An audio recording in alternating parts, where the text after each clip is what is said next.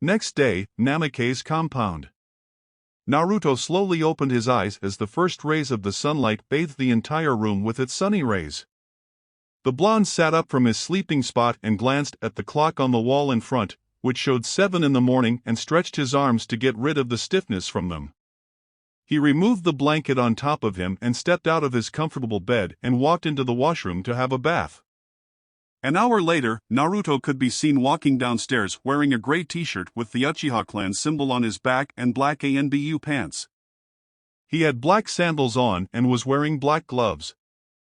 As he walked down towards the kitchen, he saw his two-chan and Jiraiya already sitting on the table having breakfast. It had been a while since he had seen his Aji-chan. Even though Jiraiya was not an active shinobi of Konoha anymore, his job was far too important for him to be staying within the village. The last 2 years had made Naruto see Jiraiya in a different light. The old man had helped Naruto grow immensely in various aspects. He may be a super pervert, but the man was an experienced, wise, and a strong shinobi. Incredibly strong. He still shivered thinking of how much his body hurt after all those taijutsu exercises with him. There were times when he would return home with various scrapes and bruises all over his body. If not for his potent chakra, which provided him advanced healing powers, he doubted he could have continued that sort of brutal physical training with the Sannin given his age. His smile faded slightly as he remembered the promise he made to himself a while back when he overheard Jiraiya and Fukasaku talk. Flashback 1 year ago. For the last couple of months, Naruto and Jiraiya had worked intensively on their ability to harness Senjutsu chakra. Jiraiya often took Naruto to Mount Mayaboku so they both could train together and to indulge the boy in various aspects which comes under Senjutsu. Earlier, Jiraiya required the help of the 2 great sages of Mount Mayaboku, Fukasaku-sama and Shima-sama, to enter Sage Mode, while Naruto could enter the enhanced state all on his own. This attribute of Naruto baffled Jiraiya and even the Great Toad sages greatly. In all their time, they had never come across anyone who was so closely connected or compatible with nature chakra. Naruto was able to do things which a normal 6-year child should not be able to do. The little blonde boy could understand all the techniques taught to him on his first try without much explanation. Despite his small body, he could defeat ANBU-level shinobi in taijutsu alone when he enhanced his muscles with Senjutsu chakra, and could sometimes go toe-to-toe with Minato or Jiraiya when he's using Sage Mode. His abnormally amazing chakra control was another aspect which should not have been possible for Naruto. Such a level of precision was something only Tsunade Senju possessed. That alone raised a lot of questions in Jiraiya's mind. For a long time, he had thought Minato to be the child of prophecy. But watching Naruto grow made him question his speculations. The rate at which Naruto was progressing also terrified him. He was an Uchiha after all. Jiraiya still hadn't forgotten the look in Minato's eyes when he butchered those Iwagakure shinobi. He knew by the time that Naruto grew past the age of 15 or even 12 for that matter, his powers would be comparable to even gods. That thought alone sent shivers down his spine at times. What were the boy's limits? Did he have any? Eventually, it began to make more and more sense to him. Naruto was incredibly mature for his age. Even though he acted his own age in front of Minato, he showed wisdom far beyond his age. He saw things from an adult's point of view and understand their concerns. While training in Senjutsu, Naruto had discovered that he could enter the enhanced state instantly. Senjutsu is a specialized field of technique that allows the user to sense and gather natural energy that is flowing in the world. However, for Naruto, it's a completely different experience. He could feel the energy flowing within the world as if it was a natural practice to him. While most users must gather the natural energy and balance it with their yin and yang chakra, in Naruto's case, the Senjutsu chakra would come rushing inside his body like a tidal wave and balance itself on its own. Another thing which Naruto discovered was that he had the ability to transfer chakra, even Senjutsu chakra. In any case Jiraiya required to enter the Sage Mode and time was of the essence, Naruto could channel natural energy from himself onto him. So, all Jiraiya had to do was balance the natural energy with his spiritual yin and physical yang chakra. In the amount of time Jiraiya had trained with Naruto, he had learned a few things from him. He reduced the time it took him to enter Sage Mode and no longer required Fukasaku and Shima to assist him. Currently, a 6-year-old Naruto was standing beside Jiraiya in the gardens of the namikaze compound. "Well, what are you waiting for? Summon Gamakichi and tell him to ask Fukasaku-sensei to reverse summon us," Jiraiya said. "Hi Jiraiya-sensei," Naruto replied, which earned a smile from the Toad Sannin. That was another thing which the blonde had started calling him during their training sessions. Apart from his father, Jiraiya was the only one who could understand Naruto completely. He thought it was probably because they were the only 3 people who could utilize senjutsu in the elemental nations currently. Naruto bit his left thumb, drawing a bit of blood, and went through a couple of hand signs and slammed his left hand on the ground, saying, "Kuchios no jutsu." Suddenly there was a cloud of smoke and there appeared to be a small toad. It was a young orange toad with purple markings around his eyes, mouth, and stomach. The toad was small enough to fit on top of Naruto's head. "Gamakichi!" Naruto yelled as he picked up the toad in his hands and put him on top of his head. Gamakichi shifted a bit to get comfortable in his spot and bumped fists with Naruto as a show of their friendship. The two had known each other since Naruto was 4 years old and had become friends immediately. "Yo! Naruto! What's up? Why did you call me?" Gamakichi asked. "Kichi, could you ask Fukasaku-sensei and Shima-sama to reverse summon us to Mount Myaboku? We need to get some training done," Naruto replied. "Sure bro." With that, Gamakichi disappeared in a cloud of smoke to the land of toads. Jiraiya and Naruto stood close to each other as they waited for the reverse summon technique to take place. After a few seconds, both were transported via reverse summoning to Mount Myaboku. Jiraiya and Naruto soon found themselves standing near a special portal that linked Mount Myaboku and Konohagakure. This was known as the Distant Body Water or Inshinsui. This portal enables smaller toads to quickly travel between the two places without the use of the summoning technique. Combined with a toad that can perform the summoning jutsu, the toads can be summoned to aid Konohagakure in the event a living toad summoner isn't in Konoha at the time, or summon people to Mount Myaboku from Konoha. "Naruto-chan. It's been a while since you have come to visit us. How have you been?" asked Fukasaku. He was a small green toad with white hair styled in somewhat of a mohawk, very thick eyebrows, and a small goatee. He wears a simple brown-colored cape and has black pigmentation around his yellow eyes. His pupils are bar-shaped and are black in color. Fukasaku, often referred to as Head, is an elder toad over 800 years old and a revered user of senjutsu. Naruto bowed his head in respect before the elder toad sage. "I'm good, Fukasaku-sensei. Jiraiya-sensei says I'm almost done with finishing the frog katas and has one final test for me," Naruto exclaimed as he felt Jiraiya ruffle his hair gently. Fukasaku glanced at Jiraiya from the corner of his eyes and saw him nod his head ever so slightly. "So, it's time. It's hard to believe how fast you're growing, Naruto-chan," the elder toad thought as he released a sigh. Jiraiya ushered Naruto to go ahead and look for Gamakichi while he had to talk with Fukasaku. Naruto could feel something was troubling Jiraiya and wanted to ask him about it. But one look at Jiraiya's face and he knew he wouldn't be told anything. Naruto innocently nodded and ran ahead, while discreetly making a single hand seal. Jiraiya smiled softly, looking at the blonde's retreating form. The boy looked so innocent right now. As soon as Naruto was out of sight, his facial features took a grim expression, thinking of all the difficulties Naruto would have to face. "Nothing has changed, Fukasaku-sensei," Jiraiya said tiredly. "What do you mean, Jiraiya boy?" asked Fukasaku curiously. Shodai-sama created the system of villages, forming an era of temporary peace and ended the era of great clan wars. But did it change anything? Wherever you go, there is always war. The last 3 shinobi wars are a prime exemplar of that. I hear a civil war might start soon in Kirigakure due to the madness of their Mizukage, who was a Jinchuriki.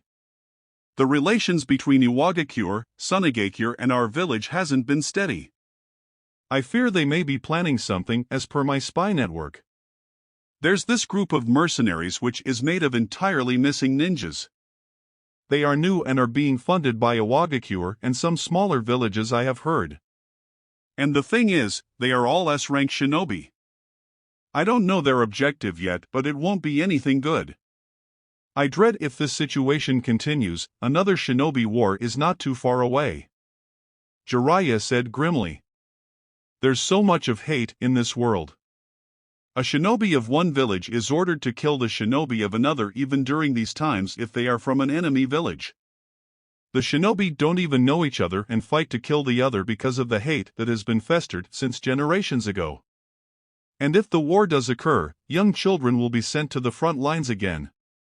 Sometimes I wonder if true peace is ever possible. Minato and I have lost so much fighting in the last 2 shinobi wars. I don't want Naruto to go through the same. Fukasaku stared at his longtime student with a solemn expression. He knew how much Jiraiya cared for Naruto, and to watch the young child train only for him to go through a war must be hard on the Sannin. He has a strong will, Jiraiya. Believe in him. He will grow up to be a man of unimaginable strength. Jiraiya and Fukasaku went ahead to the grassy fields to look for Naruto, completely missing a pair of violet eyes followed by the whole body that shimmered into existence at the side. Peace. A place where people don't hate each other. I will create a world where you can live happily. Tuchan, Jiraiya Aji-chan. He thought with a few tears rolling down his face. That day Naruto felt hate for the first time. Hate for those who made his Tuchan and Aji-chan suffer. The sun mark and half-crescent moon mark on Naruto's hand glowed for a second before it went back to normal. Flashback end. His face then opted a happy smile as he walked towards the table where his father and godfather were sitting. Good morning, Tuchan, Aji-chan. Naruto greeted as he sat down on the table to Minato's left. Naru, you woke up early today.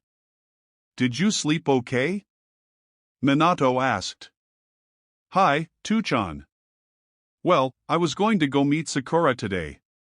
You know, I wanted to ask her if she was joining the academy. Naruto said. He heard his godfather giggling slightly and looked at him narrowed eyes. His godfather had the tendency to get ideas for his orange books from uncanny situations. Hey! No need to look at me like that. I'm not going to do anything. Jiraiya said frantically as he saw both Minato and Naruto looking at him suspiciously. Yeah, right. First chance you get to see me hanging out with her, you will start scribbling ideas in your notepad for your smut. Naruto said nonchalantly as he filled his cup with some milk. Minato had to stifle a laughter upon hearing that. Jiraiya scoffed on hearing his work being called a smut. I will let you know that my book sales are great and a lot of people tend to enjoy the literature in it. Yet only the lonely and single people read those books of yours. Naruto said. There were still times when Naruto had nightmares, remembering the descriptive words in the book he read. Minato laughed seeing a pout on Jiraiya's face. Soon enough everyone started to laugh seeing Jiraiya's predicament. Naruto smiled inwardly, feeling the jovial and carefree emotion radiating from his Tuchan and Aji-chan. I wish everything always stays like this. Naruto thought. It was around an hour later that everyone got up from the table after the satisfying breakfast and went off to do their work. Jiraiya had to leave the village again for a while to gather further information regarding the situation in Iwagakure and the civil war that recently started in Kirigakure that had divided the village into 2 fractions: rebels and the resistance. The war was allegedly started by the Yandane Mizukage of Kirigakure, the Jinchuriki of the 3 tails, Sanbai. The man was leading a war to purge the bloodline users from Mizu. It was said that he thought them to be too dangerous and their blood had been tainted due to their Kekkei Genkai. Thus, he decided to kill his own people. Thousands of innocent people had already been slaughtered, and this was only the beginning of the genocide. Minato had gone to the Hokage's office to finish off the remaining paperwork he had and some of the council meetings he had to attend regarding their upcoming treaty talks with Tsunegakure. Seeing as he did not have much to do today, Naruto decided to complete his morning routine of physical exercises and head off to meet Sakura sometime after and then train on the west side of the village as usual. Late afternoon, Shimatsu no Tani.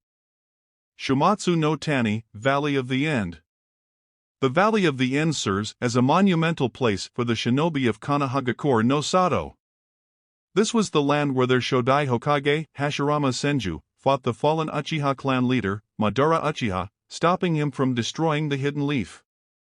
That is what majority of the population were led to believe of Madara's intentions. The destructive power displayed in the epic battle left a scar in the earth that is today known as the Valley of End. The waterfall serves as the border between Land of Fire and Land of Sound.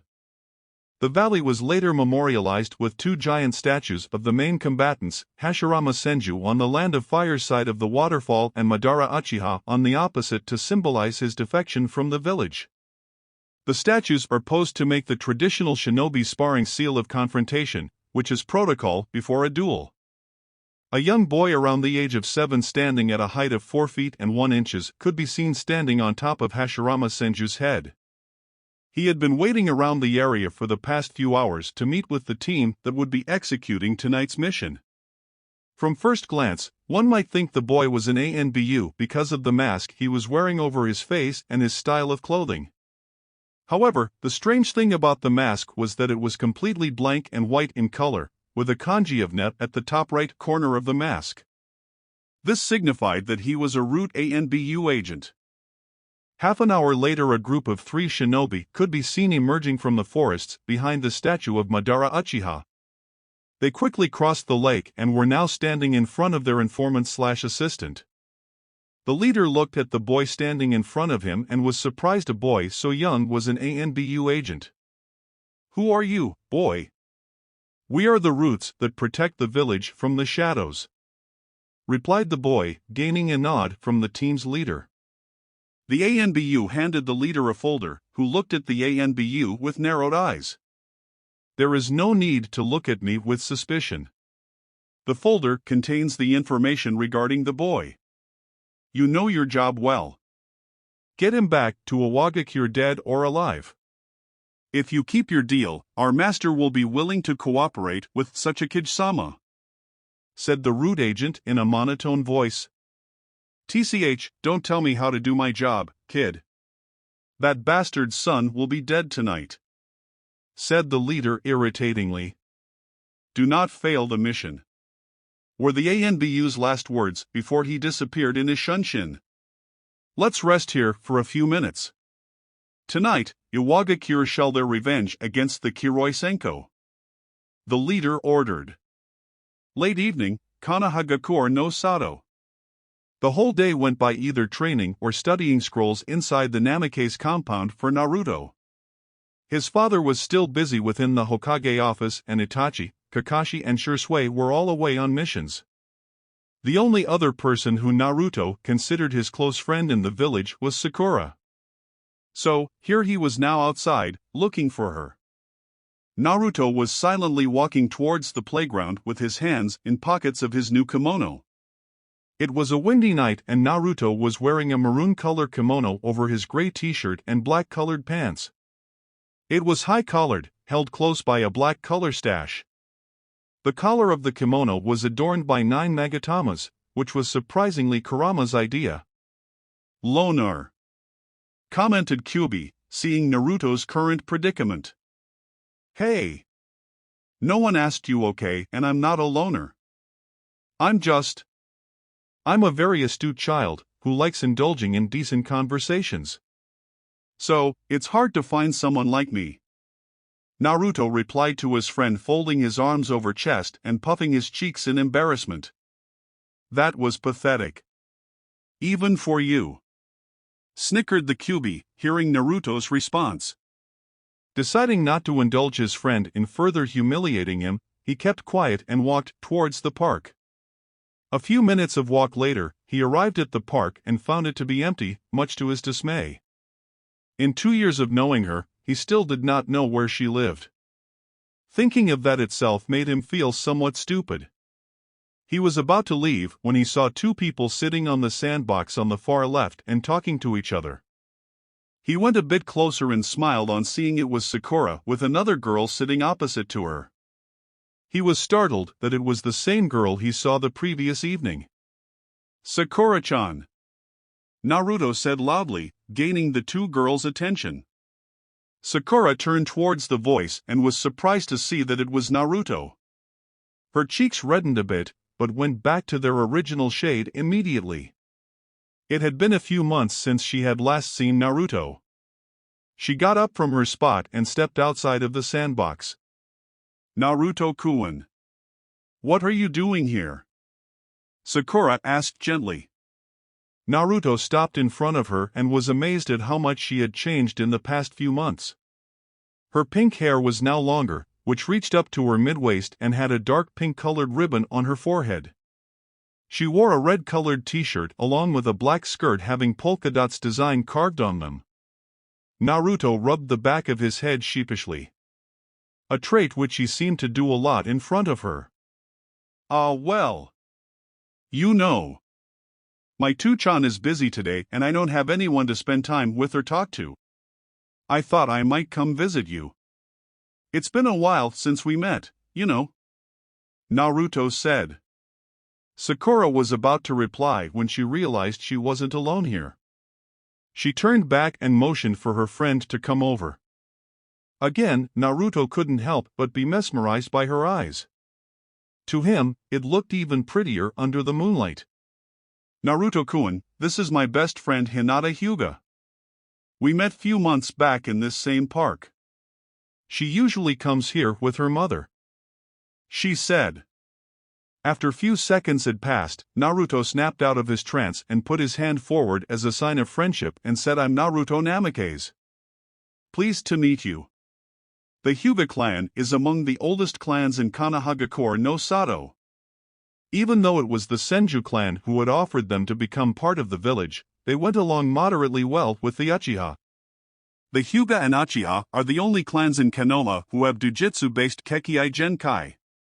While the Sharingan allowed the user to see chakra, giving it color in order to distinguish it by its composition and source, the Byakugan allows the user to see the chakra pathways, the Tenketsu points, as well as providing a near 360 degrees field of vision. Hinata herself did not have many friends. Being part of the prestigious Hyuga clan demanded her to hold a certain air of nobility around herself. She was rarely allowed to go out, and there were only few occasions when her mother took her out to the park for a walk. After her sister, Hanabi, was born 2 years earlier, her parents had become extremely busy in taking care of the little baby. Although they never secluded Hinata and loved her immensely, Hinata often felt alone due to the lack of friends. She had been trained in the arts of the Hyuga clan taijutsu katas since the age of 5. Hayashi couldn't have been any prouder, seeing his firstborn having such aptitude for the Juken. Many within the clan described Hinata to have both Hayashi's and Hitomi's features: Hayashi's talent in taijutsu and her mother Hitomi's kind and gentle nature. Her training in the shinobi field and her status as the clan heiress often got in her way of making friends. That led to her being rather quiet when meeting new people. She knew who Naruto was. Who in the village didn't know of him? Naruto Namikaze, son of Yondaime Hokage, the greatest Hokage Konoha has ever seen, and the grandson of Madara Uchiha, the greatest traitor in the history of Konoha. Her father had told her about the Namikaze clan when she was made to study politics. Because of the Yondaime's actions in the Third Shinobi War and his great help during the Kyubi attack almost 8 years ago, the Namikaze clan had also gained a royalty status within the village. Thus, she was surprised by his offer of friendship. She remembered seeing him last night in the marketplace and wanted to talk to him, but never got around to it. She stared into his eyes and saw the same warmth and kindness she remembered from last night, and it made her feel safe. Holding his hand gently, she replied with a kind smile, "Hello, Naruto-kun. I'm Hinata. It's very nice to meet you. Sakura, who was watching the interaction from the side, was looking them with amusement. She knew both Hinata and Naruto belonged to major clans of the village and did not have many friends. She felt glad to have introduced these two. She softly nudged them both on the side. Well, are you two going to be holding each other's hands all night? Let's go sit somewhere. Sakura said and giggled when both took their hands back and blushed a little. On second thought, it might be more fun teasing them. Hi, Sakura-chan. Naruto said with a smile, which made the pink-haired girl to smile faintly. Sakura didn't know why she smiled so much around him. She guessed it was probably because he was her first friend in this village. The three went to the sandbox, where Hinata and Sakura were previously sitting, and sat there comfortably. Naruto felt slightly uncomfortable doing things which kids his age normally do, which was not missed by Hinata. Looking at the two, Sakura felt slightly down, thinking that while most of the students in the class would belong to major clans of Konoha, she was a civilian-based aspiring kunoichi. It was a fact that most of the children belonging to clans were given specialized training of some sort before they are made to enter the academy. Although Sakura's parents were ninja, they were only active chunin during the Third Shinobi World War and had retired after that. She knew while she was smart, she did not have any experience in hand-to-hand combat. Are you joining the academy, Sakura-chan? Naruto asked. Aha! I will be joining this September. My parents told me that several other clan heirs and heiress will be joining, replied Sakura. However, both Naruto and Hinata could see that she looked somewhat troubled. Sakura-chan, you seem a bit upset. Has anything happened? Hinata asked as she rested her hand on shoulder. Naruto smiled at seeing the look of genuine concern on Hinata's face. No. It's nothing, Sakura said as a few tears rolled down her cheeks. Hinata immediately engulfed her in a hug and ran her hand on her back soothingly. Jiraiya had once told Naruto that he was probably the foremost censor in the shinobi world now. Combined with his senjutsu abilities, Naruto could exactly feel one's emotions in their heart. It was an extremely significant compliment made by someone who had witnessed the Nidaime Hokage in battle. Closing his eyes momentarily, Naruto focused his senses on the pink-haired girl and allowed the waves of emotions to enter his mind. Insecurity, timidity, approval of friends. Naruto understood the reasons behind her troubles. The girl did not believe in herself. She considered herself less important compared to others and did not think she could reach out to her dreams. He opened his eyes and frowned, seeing her sad. He never liked seeing anyone close to him upset. He too rested his hand on her other shoulder and gave it a gentle squeeze. You will be a great kunoichi one day, Sakura-chan. I believe in you, Naruto said with a kind smile. Sakura's eyes widened on hearing Naruto's words. No one, apart from her parents and Hinata, had ever told that they believed in her. She shut her eyes and thanked the gods for giving her such caring and understanding friends. She saw Naruto gesturing her to come towards him with his left hand. As she moved closer to him, Naruto poked her on the forehead lightly and laughed when he saw her pout. Why do you always do that, Naruto-kun? Asked Sakura as she rubbed the spot. Because it's fun, Sakura-chan, he said simply. It wasn't anything paramount, neither was it said in a striking manner. Just the fact that he understood her and made her laugh was enough for her. Sakura wiped the tears off her face with her hands and sat down beside Hinata. She looked at her only two friends and smiled inwardly. I hope everything always stays like this. Hinata, who had now broken the hug from Sakura, sat in her place neatly.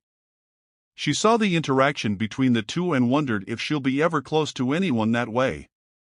Hinata-chan, you two will be joining academy, won't you? It would be fun if all of us are together, meeting different people and making new friends. Won't it? Sakura asked cheerfully. Naruto and Hinata wondered how she had a complete change in behavior in a split second, but gave no further thoughts to it. Hi. I will be joining the Shinobi Academy this summer. My two-san's been training me in our family taijutsu and making me do some physical exercises to better prepare me for the shinobi world, Hinata said politely. Before any one of them could continue their conversations, Naruto heard multiple shuriken coming towards them from their left and right side at a fast pace. Reacting quickly, he yelled at Hinata and Sakura to jump back immediately, and he, himself, jumped a few meters back. Not even a few seconds later, the sandbox where they were previously sitting was bombarded with at least 18 or 20 shuriken from both directions. There was dust everywhere in the area, which blinded Naruto, Sakura, and Hinata momentarily. As the dust started to clear in the next few seconds, two people jumped out of the ground from behind Sakura and Hinata and grabbed them by their hands and tied them with ninja wire. The two girls gave out a loud shout. But before they could scream any longer, their mouths were stuffed with cloth. Upon hearing the shout, Naruto immediately turned to look towards Sakura and froze on his spot. There were two identical shinobi behind each of them, holding a kunai to their throats. He looked to his left and right and saw two more shinobi standing there, with their hands resting on their kunai pouch. He sensed another shinobi behind himself and cursed himself for not being able to sense any of them earlier. A small black mouse under a nearby tree turned to ink and splattered over the ground, sending the necessary information to the caster of the jutsu. "Don't even think about moving from your position," namikaze Naruto heard the voice coming from behind. He slowly and carefully turned behind to look at the person speaking. The shinobi was wearing a black cloak. It was quite dark and it made it hard for Naruto to see his face clearly. However, the shinobi looked rather tall and had a Iwagakure headband. Judging from their chakra, they are probably Jounin level, and those holding Sakura and Hinata are mostly Doton Bunshins, seeing as they emerged from the ground and their low chakra reserves. Naruto thought as his mind thought of a way to get out of this situation. Why would Iwagakure shinobi come? To-chan. Naruto realized. Schooling his features vaguely, he asked the shinobi, "What do you want with me?"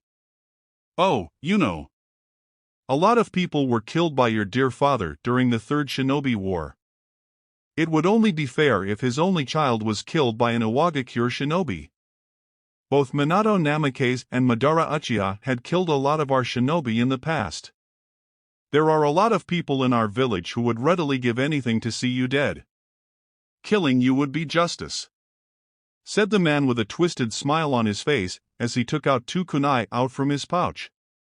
He then sunshined in front of his Doton Bunshins who were holding Hinata and Sakura in place. Naruto's heart faltered when he gazed into Hinata's and Sakura's eyes. Fear. Apprehension. Dread. So many emotions pouring out of them in abundance. He himself was a little alarmed. But he knew one wrong move on his side and the two girls would be dead. "I can't let them die." Naruto trembled a little at that thought. He couldn't let that happen. Sakura was the only other kid his age he was close friends with. He couldn't lose her. And Hinata, he may not have known Hinata for very long, but Naruto knew the girl had a gentle and kind soul. He didn't know why, but she felt different from the other people he has ever met. Even though they only talked for a little while, he considered her a friend. She did not deserve to die. Not because of him. Not because of some foolish man's crusade to get revenge. But if revenge is as you call justice, then that justice breeds yet more revenge, and in the long run it becomes a chain of hatred. Even if you somehow kill me tonight, all it's going to start is another war between our villages," Naruto argued. Naruto looked back at Hinata and Sakura, and saw them panic as the IWA shinobi stepped right in front of them. "Do not hurt them," Naruto asked. "Is this your first time seeing someone close to you on the verge of death, child?" asked the same shinobi again, as he turned to face the blonde boy. Naruto just averted his eyes and stared at the ground as he clenched his fists. "Why? Why are you doing this? What will you gain by killing them? He asked again. His violet eyes stared into the shinobi's eyes to search for any meaning behind his actions. But all he found was emptiness, anger, and hatred. He could hear the muffled screams from Hinata and Sakura. Yet, he couldn't do anything to help them. Sakura and Hinata kept struggling to free themselves from the holds of the ninja wire. But every time they tried, the wire around their hands would get tightened. The leader of the team looked at the young namikaze's eyes and saw a hint of desperation. It reminded him of the time when he saw his parents' and friends' lifeless bodies for the first time. The desperation that makes one cling to the hope that the reality will change any minute. It never did for him, and he would make sure that the namikaze suffered the same fate. I see. My name is Itten. My father was a mere chunin in our village. I will honestly say, he was an average shinobi. But he always took care of me. Gave me everything I needed. My mother was an academy teacher. She was a great woman. But do you know what happened to them? Do you know how they died? Asked Itten softly as he looked up at the dark sky. Naruto shut his eyes as he couldn't bear to look at Itten anymore. He had a feeling as to what he was going to say. But he did not want to hear it. They were killed by your bastard father, the Kiroi Senko. Yelled Itten. They were butchered, along with several of their friends. Several of my friends who were sent to the front lines. Thousands of our shinobi were killed by him. Again, Naruto didn't have a reply to that. He knew Konohagakure had mainly won the Third Shinobi War because of Iwagakure's defeat against his father. But he never told him in details what he did to make their village come out victorious. Naruto understood now why he did not, or rather could not. What type of father would he be? Tell his only child that he butchered thousands of Iwagakure shinobi for the sake of his village? Because of his orders from superiors? Because that was the only way to make the rock shinobi back out from the war? So many parents lost their children, men lost their brothers, their sisters, their friends. That day still haunts everyone in our village. Your father shall go through the same pain as them. After I'm done killing you, I think I might take the Hyuga girl back to our village. A pair of Byakugan would be invaluable indeed, and maybe of use later on. Said Itten sickly, as he traced his index finger along Hinata's neck. Hinata had tears falling from her eyes upon being touched like that. She didn't know what to do.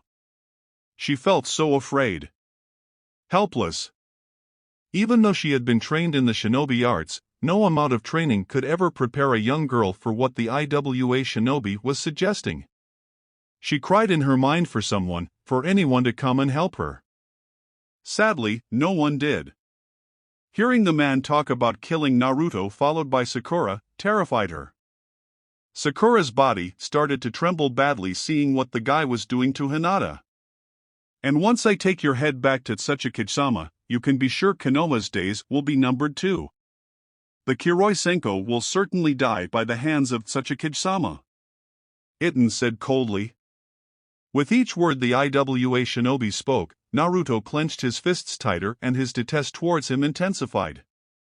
You asked me what I will gain by killing these girls, did you not?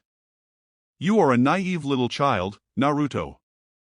You still haven't witnessed the horrors of the shinobi world. We shinobi are killers. If you do not know the same pain as another, you can never truly understand them. Itten said as he now pressed his kunai a little deeper into Hinata's neck, drawing a little blood. Hinata cried in pain as she saw her blood dripping. Do you hate me now? He asked impassively, staring at the blonde with his arms folded over his chest. This time there was no abhorrence in his voice. A mere question asked for the sake of his satisfaction. Many of Konoha shinobi were also killed during the last Shinobi World War by IWA. Whatever my father did was to protect the village and those he loved. Whatever any Konoha shinobi did during the war was to protect those they love against the enemy. Konoha is not a village made of buildings. love, peace, camaraderie, and most of all the will of fire that is present in each of us Konoha citizens, these are the very essence of Konoha," Naruto said with closed eyes as he could feel how calm the village was at this very moment. Despite of his current predicament, he always felt a sense of relief knowing his family, his village is safe. Ignorant child. There can never be true peace in this cursed ninja world.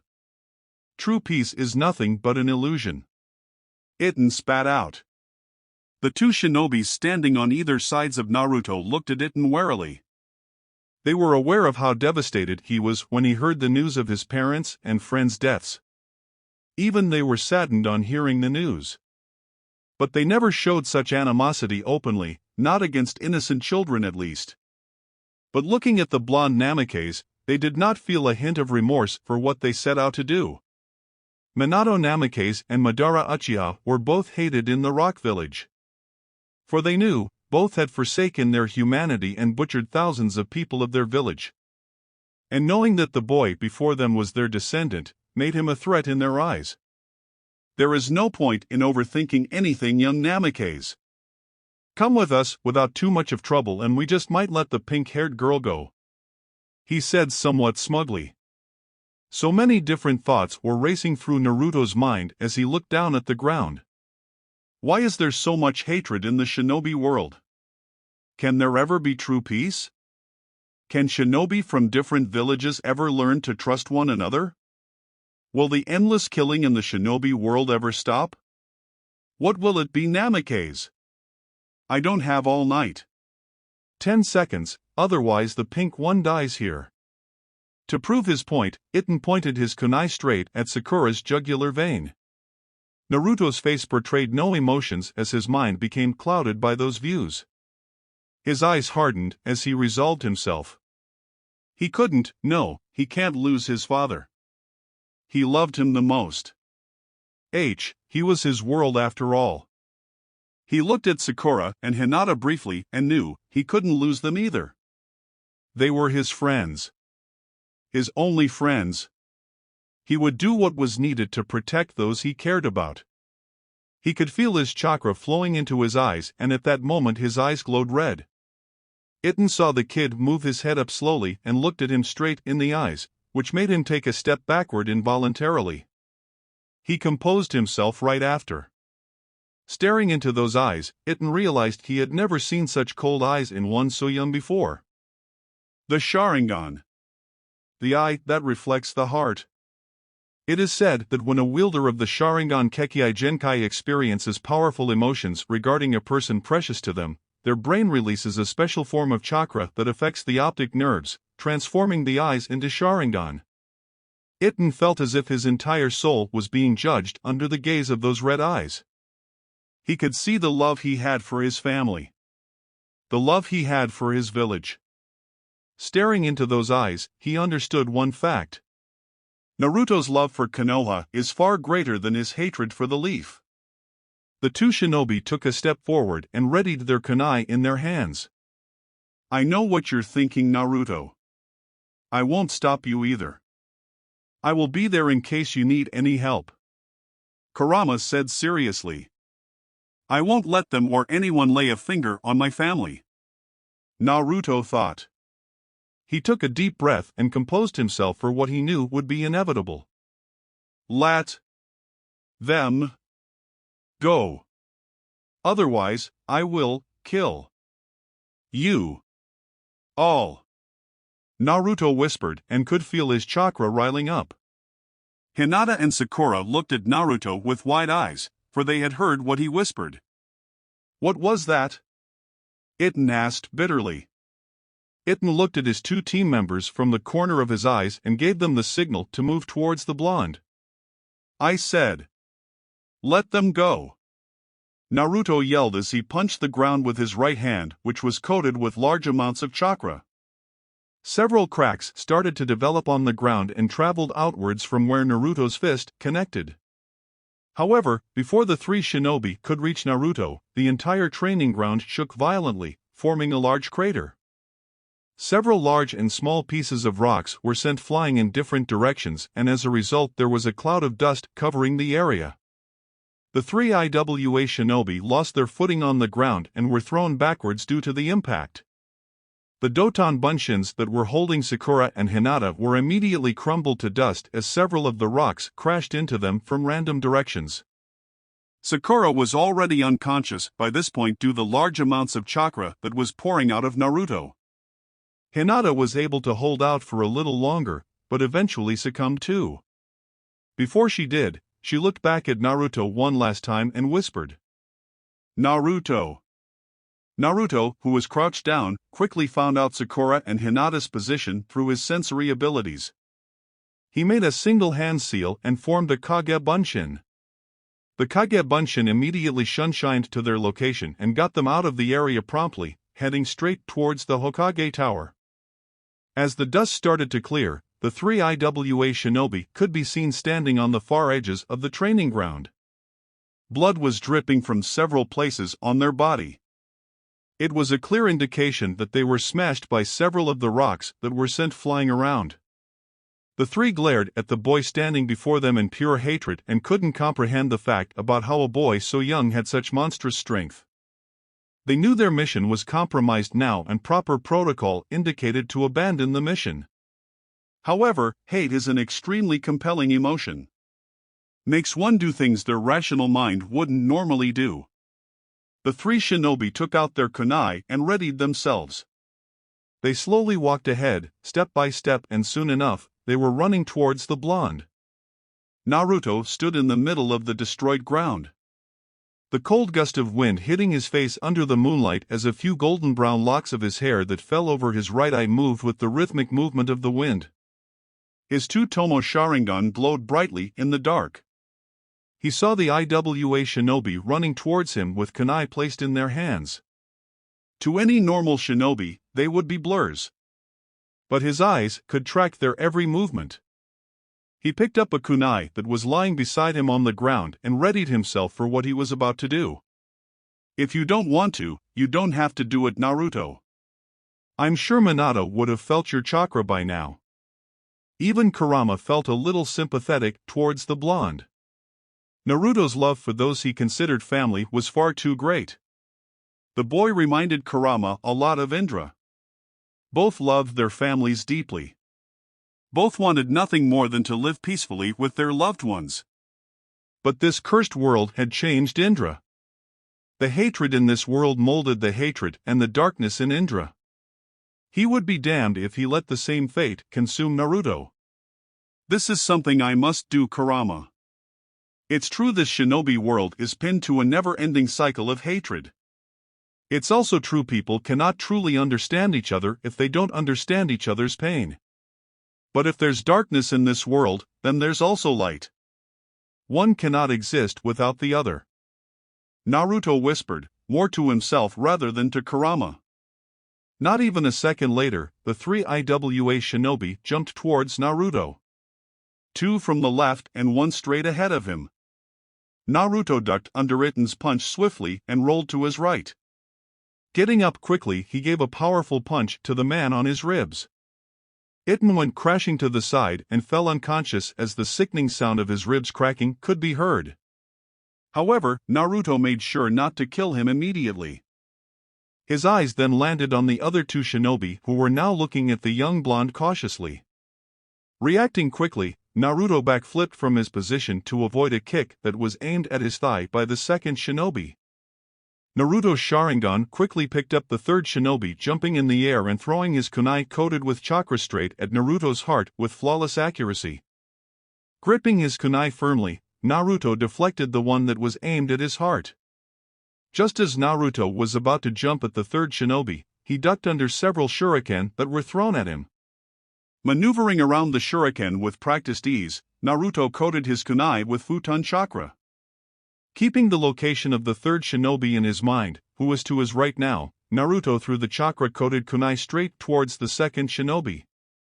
Due to the dark, it was slightly difficult for the IWA shinobi to see around themselves.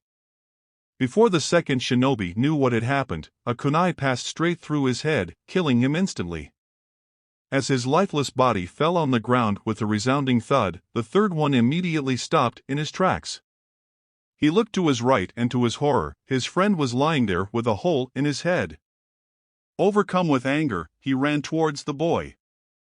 Naruto somberly looked at the shinobi who was running straight at him. He slowly touched his cheek and found a few tears to be rolling down. He didn't even know when he had started crying. As the shinobi was mere inches away from him, Naruto swatted away his sloppy attempt to thrust the kunai with his right hand. Sidestepping him quickly, Naruto made a single hand seal. Behind Naruto, the water in the atmosphere condensed, forming several needle-like water bullets. As the shinobi turned to face Naruto, his eyes widened at his imminent death. Suidan no Jutsu, water release, water bullet technique, whispered Naruto as he simply pointed his finger towards the terrified shinobi. A painful scream was made by the man, his eyes becoming wide as saucers before closing for the last time as he too fell dead on the ground as the water bullets tore through his body in various places, splattering his blood everywhere. The last thing the IWA shinobi saw was the remorse in the glowing Sharingan eyes. A few splashes of blood fell on Naruto, but either he didn't notice them or was too shocked at what he had done. Naruto slumped down on the ground as he sobbed looking at what he had done. Not even a few minutes later, 3 people landed near the clearing and their eyes widened at the scene in front of them. 2 shinobi lying dead on the ground. One with a hole through his head and another with various holes in several parts of his body with water around him, indicating the usage of Suiton Jutsu. They looked around carefully and found the 3rd shinobi lying there unconscious. Their eyes then moved to the young boy who was sobbing silently with his eyes closed. The blood dripping from his face and onto the ground, forming a small puddle. Naruto did not even notice when someone laid a hand on his left shoulder gently and brought him into a tight embrace. "Shoo! It's all right, Naru. Don't worry. I'm here now." 4 months later. Almost 4 months had passed since the intended attack on Naruto and many people's lives had changed undesirably. The populace of Konoha had become aware of the attack and the news had spread swiftly amongst everyone. The revelation that the Hokage's son, Naruto Namikaze, killed 2 Jonin-level shinobi and incapacitated another while saving a civilian girl and the Hyuga clan heiress had become the talk of the town within the village. Several of the villagers who glared at the young boy because of the demon in him changed their views of him upon learning of his actions. The news of Naruto's actions had spread to other villages as well, despite Minato trying to keep it hidden. The relations between Konoha and Iwagakure had further deteriorated after the event. Konoha had closed off all their trade routes within Amigakure and Kizugakure, the only 2 viable paths for the rock shinobi to get to Hai no Kuni, Fire Nation. The fact that a village was willing to send their own shinobi to another for the assassination of Akage's family during these times had caused tension between the villages.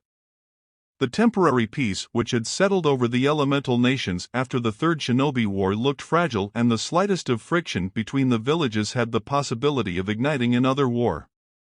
However, the only solace for Minato among all this disarray was that neither Kirigakure nor Sunigakure were ready for another war, either financially or in terms of their military assets. The rumors of an uprising within Kirigakure had made the other nations steer away from the water country and cut off all business trades with them. Despite appearing moderately well to the other great 4 nations in the elemental nations, Sunigakure had started to struggle in the past few years financially. The Land of Wind's daimyo started outsourcing missions previously given to Sunigakure to Konoha instead. The Yanden Kazekage began selling gold dust to try to make up for the loss of funding. Even so, the situation did not look well for Sunigakure. Sakura and Hinata had been awfully appalled by what they had gone through that night. Sakura had not stepped out of the house much in the following months. Being a civilian girl, she did not have much knowledge in the obscure events that often took place in the shinobi world. Minato had provided intensive medical care for Sakura, in hopes that she could move past these events. Hinata too had been extremely horrified, despite being taught about such activities from a young age. She had been looked after by Hayashi, Hitomi, and by the personal medics of the Hyuga clan. Hinata's escorts outside the compound had been doubled for her protection in case of any unforeseen situations. However, Naruto's life had transformed the most from the experience of that night. Ever since he awakened the Sharingan, his demeanor had somewhat changed. He was now more reserved and only showed his normal self to the people he trusted. He still smiled around people and engaged in conversations with others if he was approached. But the change was visible to those who knew Naruto on a more personal level. It was different for him to hear tales about the horrors of the shinobi world compared to going through it himself. Taking a life. But he understood why he had to do it. He had no qualms about what he did. He felt rather content that he could protect his two precious friends. However, he started to develop doubts in his mind about the current shinobi world. He knew from the anecdotes told by his father that the current period was a time of temporary peace. Albeit, one that Naruto believed would last. He wanted it to last. He just wanted to stay happy in his home with his father and talk with his friends. Why couldn't people stay happy with what they have? Naruto questioned himself of the enigma on several occasions. All he received was a profound emptiness of thoughts in his mind and dropped the question every time. It's time to go home now, Naruto. You have been sitting here for far too long, said Kurama. The fox understood the doubts Naruto had in his mind. He, himself, held immense hatred towards humans for how they treated the Bijou and the misguided use of Rikudo's religion. However, he also dreaded what would happen if Naruto ever lost himself in the darkness. The boy held power in himself, far greater than anything comprehensible by human minds.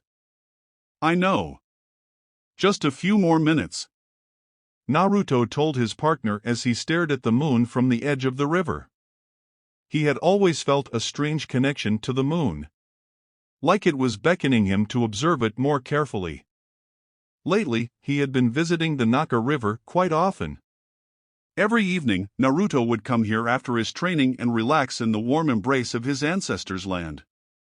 The Naka River, also known as the River of Southern Joy, is where the Uchiha clan once lived and prospered. A couple of months back, the Uchiha clan had been moved from their ancestral grounds to the far west side of the village, against the wishes of the Yondaime. Danzo had met with the fire daimyo without Minato's knowledge and argued to relocate the Uchiha. He had convinced the daimyo of this course of action with the help of one of daimyo's grandsons, Senso. Ever since Danzo's unknown visit to the fire daimyo, Minato had highly restricted his movements within the village, reduced his personal bodyguards and stripped him of his rights as a shinobi. He knew he could not take further actions against Danzo right now, as it may lead to a revolt within the village. Danzo had highly objected to Minato's decisions and had said that he had no hand in it, but was threatened by Minato to be put in a high-security prison. Minato knew he had every reason to put the old war hawk in prison or just kill him, but he was still useful to Konoha. He may be a conniving old man who wished for Konoha to rule over everyone else, but he wished for Konoha's safety. So, Minato had decided to keep him in play for as long as he didn't pose any outward threat to Konoha. Even though the Uchiha were given the reason as property enhancement within several of the clan compounds for their relocation, the Uchiha clan were aware of the fact of why they were relocated. Even almost 8 years after the Grizzly Night, they were still suspected behind the Kyuubi attack. The fact that the Uchiha can control the Bijou with their Sharingan and were nowhere to be seen during the attack did not bode well with their case. You say that every time, Naruto. You should go home. You're starting the academy tomorrow. You should stop thinking about those shinobis, Naruto, replied the Kyuubi as he sighed. I know, Kurama. I'm trying, Naruto thought calmly. He got up from the ground and wiped his shirt of the grass that stuck to it. As he turned around to walk up the steep ground, his eyes landed on Sasuke, who was walking all alone. Judging from the minor burnt scratches on his face, Naruto presumed he must have been training to perform the jutsu for the coming-of-age rite, which every member of the clan must go through to be able to wear the Uchiha clan symbol on their back. Sasuke saw Naruto stare at him calmly and it vexed him somewhat. They both were of the same age, but the difference in their skill was far too vast. Flashback 2 months ago. Sasuke was practicing a katan jutsu on the edge of the Naka River. He had been pestering his father to teach him the katan, Gokyaku no jutsu for a few weeks now. He knew Itachi could perform the jutsu when he was only 6 years old. Sasuke had noticed how his father looked at Itachi, like he was the only one that mattered. He had asked Itachi on several occasions to teach him, but he always received the same answer. "Forgive me, Sasuke. Maybe next time." Today, his father had finally agreed to teach him the katan jutsu and he was extremely delighted. "Sasuke, are you listening?" Fugaku asked sternly. He had been so lost in his thoughts that he didn't notice his father speak. He gave a sheepish grin and shook his head. "Listen to me intently. I'm not going to repeat myself again," Fugaku said. After receiving a silent nod, Fugaku went on to explain the fundamentals of the basics regarding the simple katan jutsu. Just as Fugaku was about to show Sasuke the hand seals to perform the jutsu, he felt a presence of chakra behind him.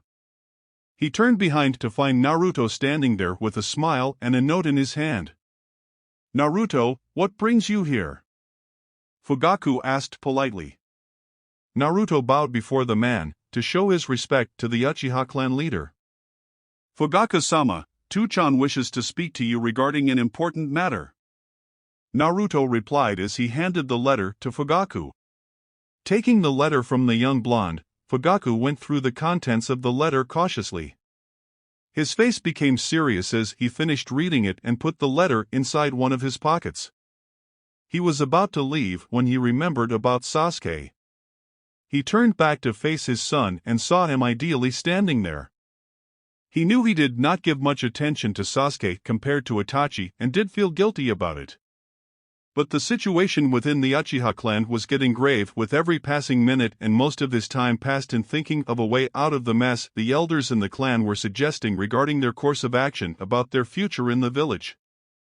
"Sasuke, do you want to learn the jutsu today?" Fugaku asked.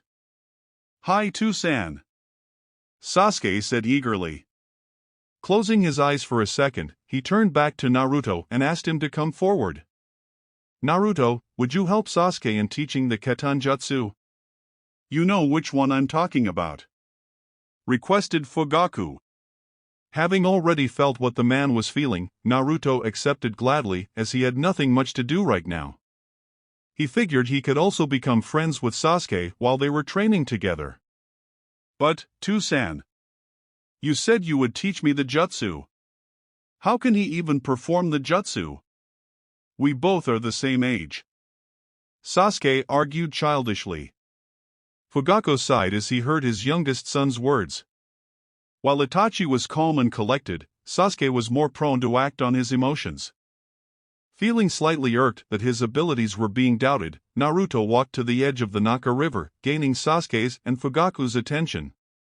Making the Tora hand seal, he kneaded katan chakra into his lungs and said, "Katan, Gokyaku no jutsu, fire style, fireball jutsu," breathing a large ball of fire towards the lake. Due to the extreme heat of the fireball, much of the water got evaporated in the process. Sasuke's eyes widened on seeing Naruto execute the technique perfectly. He turned to his father and saw the same look on his face he had when he was with Itachi. It made him frown. Satisfied with his work, Naruto turned around to look at Sasuke. "I can perform the jutsu perfectly, Sasuke. If you wish, I could help you in learning it. We could become friends also, you know," Naruto said kindly. Deciding to let the two kids settle their argument, Fugaku sunshined to the namikaze compound to speak with Minato. Sasuke had his arms folded over his chest and a small frown on his face as he saw his father disappear in a swirl of leaves. He had seen several ninjas perform the technique and found it to be intriguing.